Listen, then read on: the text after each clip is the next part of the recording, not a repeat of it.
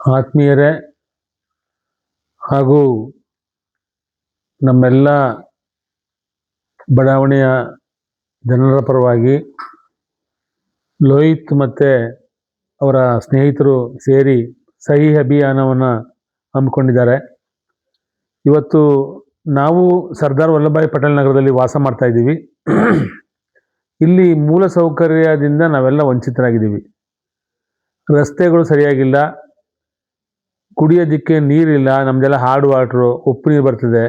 ಎಲ್ಲ ಮನೆ ಕಟ್ಸ್ಕೊಂಡಿರೋದು ನಲ್ಲಿಗಳು 3 ವರ್ಷಕ್ಕೆ ಕೆಟ್ಟು 2 ಸರಿ ಹಾಕೋರು. ಗೋಡೆ ಒಳಗಡೆ ಹಾಕಿದವರು ಅಲ್ಲೇ ಬಿಟ್ಟು ಮತ್ತೆ ಇನ್ನೊಂದು ಲೈನ್ನ ಹೊರಗಡೆ ತರೋ ಸ್ಥಿತಿಗೆ ಬಂದಿದೆ. ಆಮೇಲೆ ನಮಗೆ ಈ ಬಡಾವಣೆಯಲ್ಲಿ ಹಂದಿ ಹಾವಳಿ, ನಾಯಿಗಳ ಹಾವಳಿ, ಕೋತಿಗಳ ಹಾವಳಿ, ಆ ಜೊತೆಗೆ ರಸ್ತೆ ಮುಖ್ಯವಾಗಿ ಮನೆಗೆ ಬರಬೇಕಾದ್ರೆ ನೈಟ್ ಡ್ಯೂಟಿ ಮುಗಿಸ್ಕೊಂಡ್ಬರ್ಬೇಕಾದ್ರೆ ನಾವು ಎಷ್ಟೋ ಸರಿ ಬೀಳ್ತೀವಿ, ಎಷ್ಟೋ ಸರಿ ಹೇಳ್ತೀವಿ. ವಯಸ್ಸಾಗಿರೋಂಥ ತಿರುಗಾಡದಿರೋ ಪರಿಸ್ಥಿತಿ ಬಂದ್ಬಿಟ್ಟಿದೆ. ಕಾವೇರಿ ವಾಟ್ರದು ಕನಸಾಗಿದೆ. ಆಮೇಲೆ ನಮಗೆ ಬೇರೆ ಬೇರೆ ಸೌಲಭ್ಯಗಳು, ಈಗ ಸಿಟಿ ಬಸ್ ವ್ಯವಸ್ಥೆ ಅಷ್ಟೊಂದು ಚೆನ್ನಾಗಿಲ್ಲ. ನಮ್ಮ ಬಡಾವಣೆಯ ಯಾವುದೋ ಒಂದು ರಸ್ತೆಯಲ್ಲಿ ಬಂದು ಬಸ್ಸು ದಿನದಲ್ಲಿ 2 ಬಾರಿ ಹೋಗ್ತದೆ, 2 ಬಾರಿ ಬರ್ತದೆ.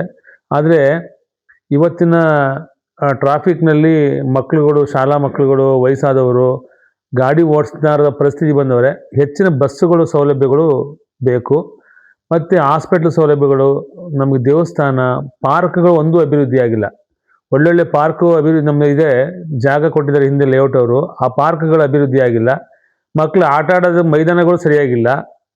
ಮತ್ತು ವಾಕಿಂಗ್ ಮಾಡಲಿಕ್ಕೆ ಹಿರಿಯರಿಗೆ ಒಂದು ವಾಕಿಂಗ್ ಮಾಡೋ ಜಾಗ ಇಲ್ಲ. ನಾವು ರಿಂಗ್ ರೋಡ್ಗೆ ಹೋದರೆ ಇವತ್ತು ನೋಡ್ತಾ ಇದ್ದೀವಿ, ರಿಂಗ್ ರೋಡ್ನಲ್ಲಿ ಪ್ರತಿನಿತ್ಯ ಆಕ್ಸಿಡೆಂಟ್ಗಳು ಆಗ್ತಾಯಿದೆ. ಅಲ್ಲಿ ವಯಸ್ಸಾಗಿರೋರು ವಾಕ್ ಮಾಡೋಕ್ಕಾಗಲ್ಲ. ನಮ್ಮ ಬಡಾವಣೆಯಲ್ಲಿರೋ ಪಾರ್ಕ್ಗಳನ್ನ ಇಂಪ್ರೂವ್ಮೆಂಟ್ ಆಗಬೇಕು. ನಮ್ಮ ಬಡಾವಣೆಗೆ ಇತ್ತೀಚೆಗೆ ಗಂಗೂಬಾಯಿ ಹಾನಗಲ್ ಯೂನಿವರ್ಸಿಟಿ ಬಂದಿದೆ, ಬಟ್ ಆ ರಸ್ತೆಗೇ ಡಾಂಬರ್ ಹಾಕ್ಸೋಕ್ಕಾಗ್ತಾ ಇಲ್ಲ. ಝೂನವರು 2 ಪಾರ್ಕ್ ಮಾಡ್ತಾ ಇದ್ದಾರೆ. 2 ಪಾರ್ಕ್ ಅಭಿವೃದ್ಧಿ ಮಾಡಿದ್ರೂ ಆ ಪಾರ್ಕ್ನಲ್ಲಿ ವಾಕ್ ಮಾಡೋ ಸ್ಥಿತಿ ನಾವಿಲ್ಲ. ನಮ್ಮ ತಿಪ್ಪೈನ ಕೆರೆ ಕೊಳೆತು ನಾರ್ತಾ ಇದೆ. ತಿಪ್ಪೈನ ಕೆರೆ ಪಕ್ಕದಲ್ಲಿರ್ತಕ್ಕಂಥ ನಾವುಗಳು ಆ ವಾಸನೆ ಕುಡ್ಕೊಂಡು ಆ ಸೊಳ್ಳೆ ಅನುಭವಿಸ್ಕೊಂಡು ನಾವು ಅನುಭವಿಸ್ತಾ ಇದ್ದೀವಿ. ದಯಮಾಡಿ ಅಧಿಕಾರಿಗಳು ಮತ್ತು ಜನಪ್ರತಿನಿಧಿಗಳು ಯಾರೇ ಆಗಿರಲಿ, ಯಾವುದೇ ಪಕ್ಷ ಆಗಿರಲಿ, ಈ ಬಡಾವಣೆಯನ್ನು ಗುರುತು ಮಾಡಬೇಕು. ಈಗ 30 ವರ್ಷ 40 ವರ್ಷ ನಾವು ಪೊಲೀಸ್ ಇಲಾಖೆಯಲ್ಲಿ ಕೆಲಸ ಮಾಡಿದ್ದೀವಿ. ನಮ್ಮ ಹಿರಿಯರು ಸಹ ಕೆಲಸ ಮಾಡಿದ್ದಾರೆ.